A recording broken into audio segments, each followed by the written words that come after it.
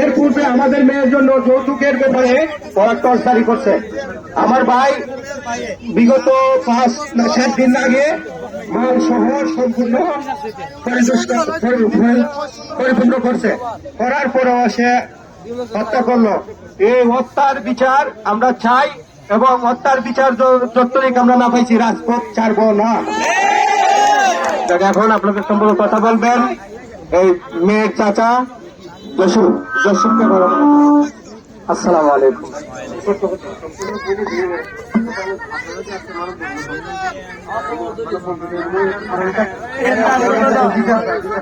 আদালত করবে, কিন্তু আজকে কেন মারা বন্ধ করতে কি কারণে?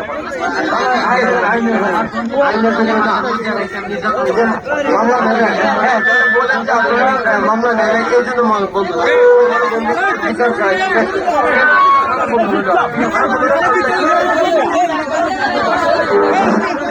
বিসমিল্লাহির রহমানির রহিম।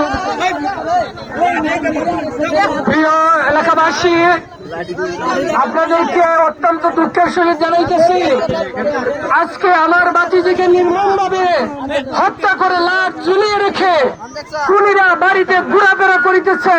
এখনো থানায় মামলা নেওয়া হয় নাই। আর আমরা আমাদের বাতিজিকে হারিয়ে রাজপথে আইসা লড়াই করতে হচ্ছে থানায় মামলার জন্য। আজ আমরা এত অসহায়, আমাদের জানও গেল, আমাদের বিচারও হলো না। আপনাদেরকে আজ আমরা সঙ্গে দিয়ে রাজপথ আটকিয়ে আমরা এই বাংলাদেশের মধ্যে যদি মার্ডার বিচারের জন্য মামলা দায়েরের জন্য আমরা আবেদন করা লাগে, আন্দোলন করা লাগে, এর চেয়ে আর দুঃখের কিছু হতে পারে না। আজ মাধবপুর থানার ওসি সাহেব এবং কিছু শক্তিশালী চেয়ারম্যানের প্রবর্তনায় মামলা নিচ্ছে না। আসামিরা চেয়ারম্যানের সামনে, ওসির সামনে ঘোরাফেরা করিতেছে। ঘোরাপাড়া ইউনিয়নের সোহেল চেয়ারম্যান সামনে আসামিরা, আমাদের দাগি আসামিরা যারা হত্যা করেছে, তারা ঘোরাফেরা করিতেছে। আর আমার বাতিজি লাশ ঝুলন্ত। আমরা বলতেছি তাদেরকে অ্যারেস্ট করেন, তারা বলে পোস্টমর্টমের রিপোর্ট আসার আগে মামলা নেওয়া হবে না এবং তাদেরকে অ্যারেস্ট করা যাবে না। আমরা গ্রামের মানুষ, আমরা আইন জানি না, এত কিছু জানি না, তারপরও বলছি, অনুরোধ করছি, ফায়দার বলছি, আপনারা এদেরকে অ্যারেস্ট করে রিমান্ড দেন, আমাদের মৃত্যুর সঠিক কারণ আমরা জানতে পারবো। দুঃখের বিষয়, তারা আমাদেরকে ঘর থেকে বাইর করে দেয়, ভিডিও নিতে দেয় না, আমাদেরকে তারা কুখ্যাত গালাগালি করে, কিন্তু আসামিদেরকে তারা আদরে জামাই আদর করা শুরু করে দিয়েছে। আমার বাতিজা যার বোন মারা গেছে, সে তারার মধ্যে 12 ঘন্টা বসে রয়েছে, থানায় তার মামলা নেয় নাই এবং থানায় তারা বলছে আপনি একটা কাগজ সিগনেচার দেন, আমরা পরবর্তীতে মামলা নিব। কি কাগজ? তার বোন মারা গেছে, তার বোনকে হত্যা করা হয়েছে, তার মাথা ঠিক ছিল না, তার একটা সিগনেচার দিছে। এখন এটা বলে সিগনেচার অপমৃত্যু, এটা হোয়াইট ক্লিনিক। স্বামীর বাড়িতে স্ত্রীকে হত্যা করে ফাঁসিতে ঝুলিয়ে রাখা হয়েছে, আর তারা বলছিল আত্মহত্যা। আমরা দেশবাসী, এলাকাবাসী, সারা বাংলাদেশের মানুষকে আমাদের পাশে আসার জন্য অনুরোধ করছি।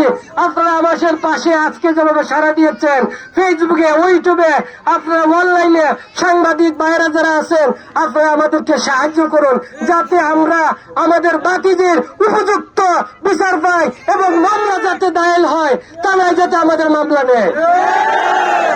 আজকে যদি 72 ঘন্টা আলটিমেটাম দিলাম, তা মাধবপুর থানা যদি আমাদের হত্যা মামলা না নেয়, আমরা আরো কঠিন আন্দোলন শুরু করব। প্রয়োজনে আমরা মাধবপুর থানা ঘেরাও করব। এরপরে যদি আমরা না পারি এসপি অফিস ঘেরাও করব, ডিসি অফিস ঘেরাও করব। মাধবপুর হবিগঞ্জ জেলার ডিসি মহোদয়, ওসি মহোদয়, আরো যারা আছে, যত বাহিনী আছে, প্রশাসন আছে, সবার কাছে দৃষ্টি আকর্ষণ করছি, আমাদের বাতিজি আজকে কবরে, আমাদের বাতিজি আজকে কবরে নির্মমভাবে হত্যা করে তারা তাদেরকে মৃত্যু অপমৃত্যু করেছে। আর এইদিকে আমরা আসামি বাহিরে, আপনারা এটা দেখে দিবেন। সবার কাছে আমাদের অনুরোধ, আজকে যেভাবে এই এলাকাবাসী, দেশবাসী আজকে যেভাবে আপনারা আমাদের পাশে আছেন, ভবিষ্যতে থাকবেন ইনশাআল্লাহ। আমাদের মামলা নিতেই হবে। মানুষের গোলামি করার জন্য, প্রতাপশালী মানুষের গোলামি করার জন্য নয়।